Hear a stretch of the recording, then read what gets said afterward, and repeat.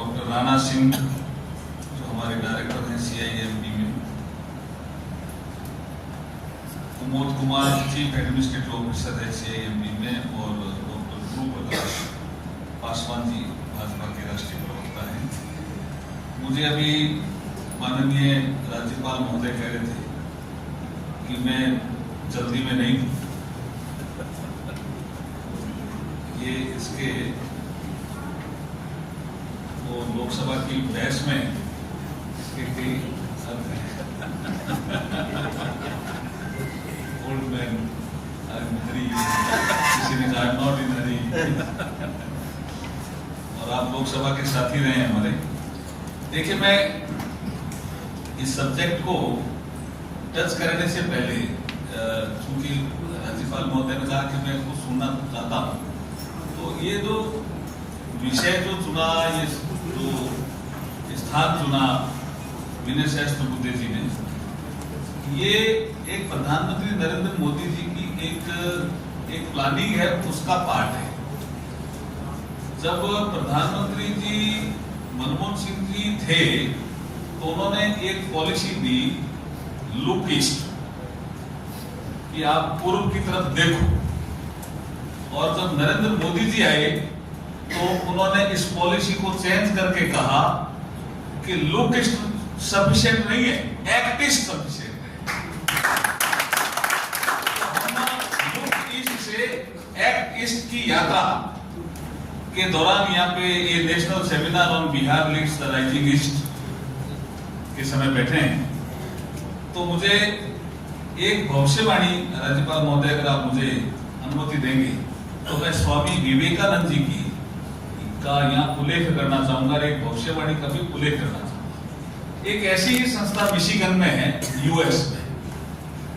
तो स्वामी विवेकानंद जी का 1893 का भाषण होने के बाद वो मिशिगन यूनिवर्सिटी गए थे, 1-1.5 साल बाद उनका वहां स्टे रहा, फिर लंदन होकर के फिर भारत आए थे।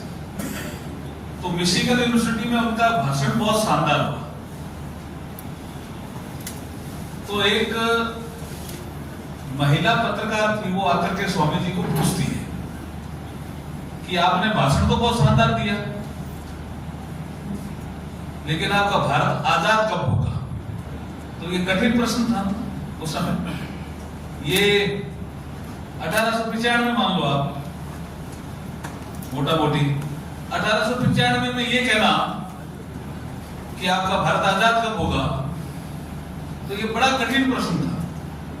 तो स्वामी जी ऐसा कहते हैं, कुछ पुस्तकों में आता है कि वो ध्यान में बैठ गए और वो महिला थोड़ी जाने लगती है। उसने देखा बहुत कठिन क्वेश्चन आते हैं तो बड़े लोग थोड़े चुप हो जाते हैं, लेकिन ध्यान के बाद स्वामी जी जब उठे तो उनका वो महिला खा गई, तो बोला दूर भी बुलाओ, मैं कुछ कहना चाहता हूं। अब यहाँ स्वामी जी की 3 भविष्यवाणी है।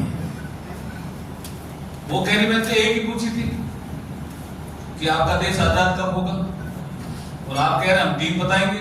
बोला मैं 3 बताऊंगा। तो बोला बताइए क्या, कब देश आजाद होगा? तो स्वामी जी ने कहा कि विदिन 50 ईयर्स मेरे देश में ऐसी परिस्थितियां बनेगी कि देश आजाद हो जाएगा। अब आप 1895 और 50 जोड़िए, कौन सा साल आता है? 1945। यही आता है। क्या हुआ 1945 में? 1945 में इंग्लैंड में जो हमारे पे शासन करते थे, वहां चुनाव हुए, सेकेंड वर्ल्ड वॉर समाप्त हुआ। तो चुनाव में एक मुद्दा था। अब आप देखिए ये कितनी बड़ी इतिहास की घटना है कि चर्चिल सेकेंड वर्ल्ड वॉर तो जीत जाता है, लेकिन चुनाव हार जाता है। तो उसका जब लोग विश्लेषण करते हैं तो ऐसा क्यों हुआ, तो लेबर पार्टी का एटली थे, उनका ये मैनिफेस्टो था कि अगर मुझे सत्ता मिली तो मैं भारत को आजाद करूंगा। स्वामी विवेकानंद 1895 में बोल रहे हैं, परिस्थितियां बढ़ रही, और चर्चिल ने कहा मैं जल्दी आजाद नहीं करूंगा। ये इंग्लैंड में बहस चली और चर्चिल हार गया चुनाव, एटली जीत गया। तो यहाँ कैबिनेट मिशन आ गया, ये आ गया, ये आ गया, सबको पता है, और हम आजाद हो गए। तो स्वामी विवेकानंद जी की पहली भविष्यवाणी सही हो गई ना, तो स्वामी विवेकानंद जी के लिए जोरदार ताली बजा दो।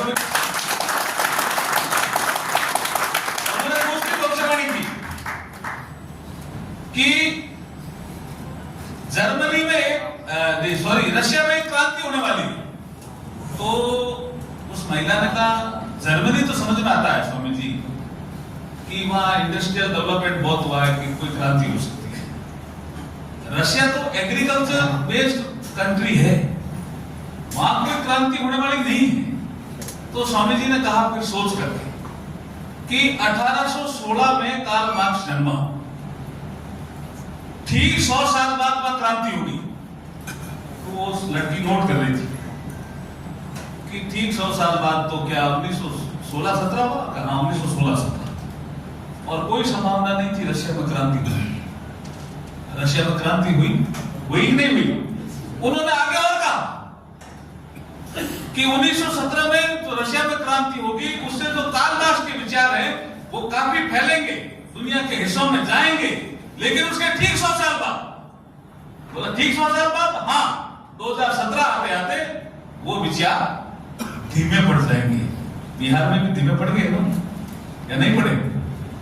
कई जगह तो धीमे पड़े, पड़े नहीं पड़े, पड़ गए ना।